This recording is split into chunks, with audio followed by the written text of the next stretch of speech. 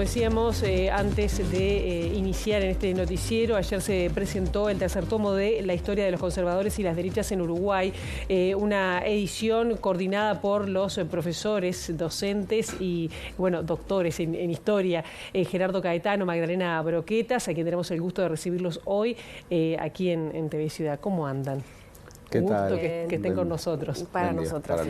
Realmente un tercer tomo, en este caso escribieron 24, son los investigadores contando con ustedes que dan distintas visiones sobre, en este caso, el pasado reciente, post-dictadura. Pero esto se enmarca también a 50 años del golpe de Estado.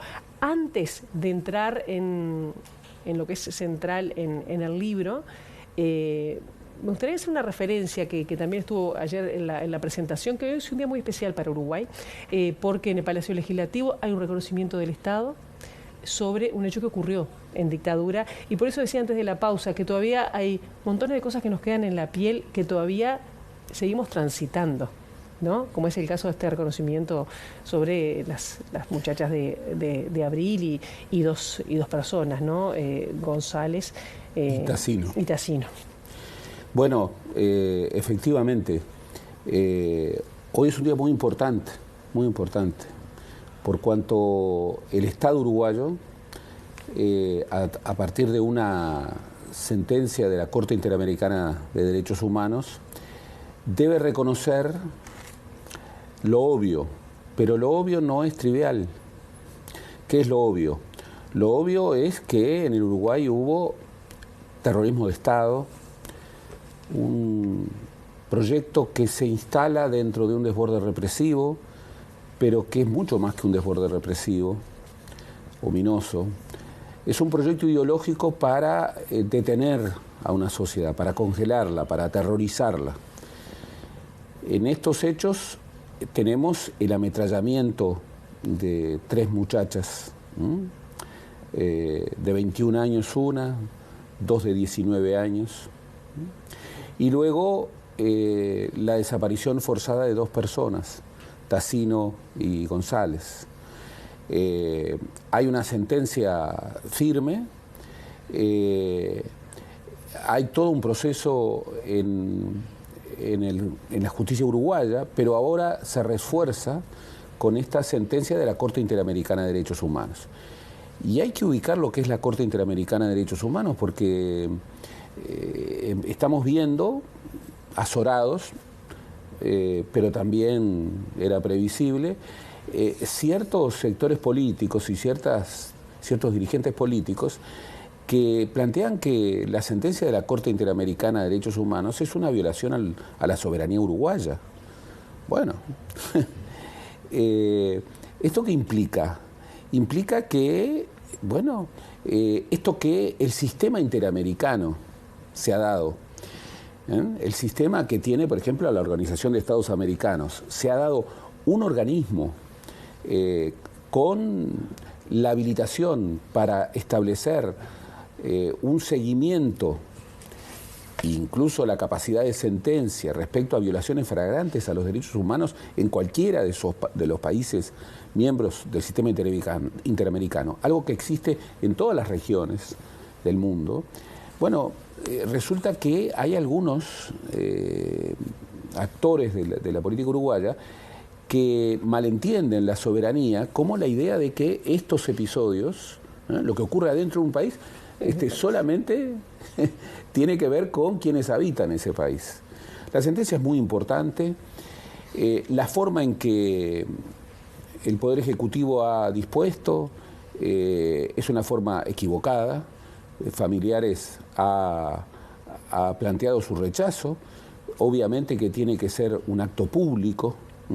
Es un acto público de reconocimiento por parte del Estado, de la Comisión en casos específicos, probada, de violaciones flagrantes a los derechos humanos. Claro. El caso de las muchachas de Abril particularmente es un caso emblemático por la juventud de estas muchachas, por el momento en el que se produce, en 1974, incluso por la negación contumaz que se ha realizado sobre este hecho. Yo me quiero quedar con una parte que tú decías, ¿no? Porque tocas, no lo mencionaste, pero es Cabildo Abierto, el líder de Cabildo Abierto, Guido Menini Ríos, quien dijo que bueno, es un menoscabo a la soberanía del país. Y lo ato con esto, Magdalena, porque es el estudio de las derechas y de los conservadores y los cambios que ha habido post-dictadura, ¿no? Con la novedad, una de las novedades del surgimiento de Cabildo Abierto, un nuevo partido con bueno, un apoyo bastante importante, si se quiere, además por lo joven del electorado, ¿no? Digamos, ¿cuáles serían los hitos, las novedades que está planteando en las diversas miradas de los investigadores en este caso, de cómo tenemos que mirar ese Uruguay post-dictadura que todavía seguimos viviendo, ¿no? Sí, así es, este periodo reciente, en el sentido de que está muy imbricado con la experiencia vivida, con la memoria y con cuestiones que están abiertas, ¿no? Por eso esto de los legados y de las herencias que está presente desde el título del libro. Es un periodo, si se quiere, breve, pero muy intenso, ¿no? Porque abarca en primer lugar la restauración democrática, esa restauración democrática a la que se llegó con tantas cuentas pendientes y con tantas novedades, ¿no? Novedades a nivel de transformación socioeconómica. La sociedad había cambiado su composición demográfica, había dramáticamente crecido la pobreza a cifras inéditas en la historia del Uruguay, había cambiado la configuración económica, pensemos todo lo que fue la bancarización, la dolarización de la economía, pero sobre todo para lo que era la experiencia de Uruguay, que es un país en donde en el siglo XX no tiene experiencias masivas de violencia estatal tan drásticas, estaban las cuentas pendientes vinculadas a las violaciones de los derechos humanos, ¿no? Justamente.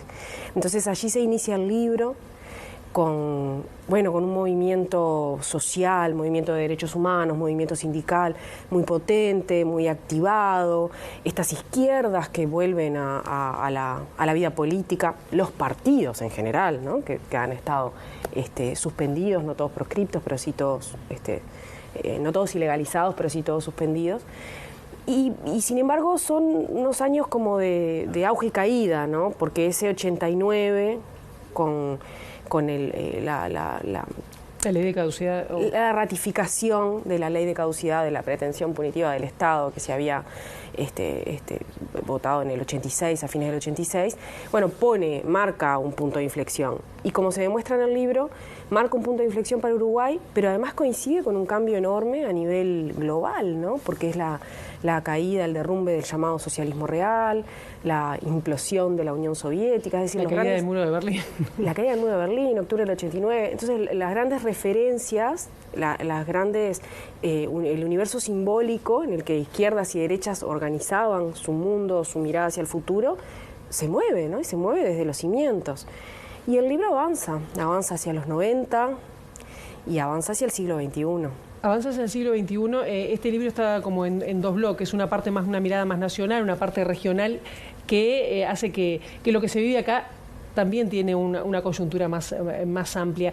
Y yendo al ámbito local, se incrementó el electorado de izquierda, ganó la izquierda, bajó el electorado en parte de derecha y de partidos más tradicionales, pero siguen habiendo cambios que, bueno, ahora la derecha fue oposición y ahora es oficialista.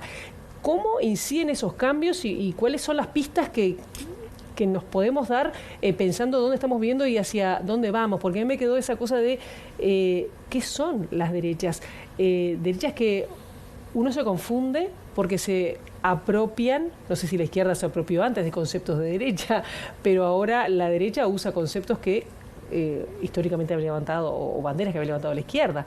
¿Cómo podemos definir qué son las derechas en Uruguay y si están, qué rol juegan? Derechas e izquierdas forma parte, no es la única, pero forma parte de una de las configuraciones dialécticas que estructuran la competencia política, la competencia ideológica. Se es derecha en torno a una izquierda. No hay ejes de definición esencial que puedan decir ser de derecha o las derechas son esto y las derechas son izquierdas. Las izquierdas son esto. No hay. Nosotros siempre reivindicamos una mirada histórica, es decir, se es derecha o izquierda en esa conexión dialéctica en un momento determinado, en una cultura determinada, en un territorio determinado. A tal punto de que si hoy uno ve en el contexto internacional y regional, va a ver que en cada país hay particularidades diferentes. En Uruguay las hubo y las hay. Uruguay es una democracia de partidos, es una democracia en donde, bueno, digamos, construcciones de corte populista, como han habido en otras partes de América Latina, históricamente no se han dado, se han dado de manera muy, muy efímera, y el populismo no es una definición ideológica, no es un contenido de políticas públicas, es una manera de construir la política, en donde en torno a significantes vacíos como pueblo y nación, bueno, se construyen dos grandes espacios confrontados. De todas maneras, en estos años que van desde el 85 hasta aquí, entramos en algo que no estaba en la política uruguaya. Desde la reforma constitucional, sobre todo electoral del 96, bueno, se han configurado dos grandes espacios políticos que confrontan y que incluso son incentivados por un sistema electoral que prevé el balotaje. En el balotaje se promueve dos espacios políticos, un candidato contra otro candidato. Eso ha tendido algo que es bastante evidente, que es, bueno, una convergencia muy fuerte de los partidos tradicionales en una referencia más de centro-derecha.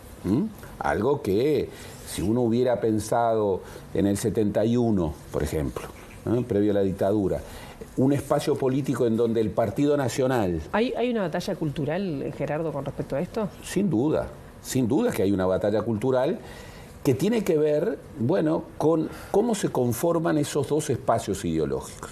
En el 96... ¿Que se van polarizando? Claro. La idea es, bueno, de un lado estaban los partidos de la República, los partidos que habían nacido con la República, y del otro lado estaba la izquierda, a la cual se la presentaba como, bueno, populista, no democrática, antirrepublicana. Eso no cuajó. Entre otras cosas no cuajó porque bien, la ciudadanía advierte que el Frente Amplio, que nace en el 71 y que ya tiene 52 años, configura un espacio democrático, ha firmado su identidad justamente en la defensa de esa construcción democrática.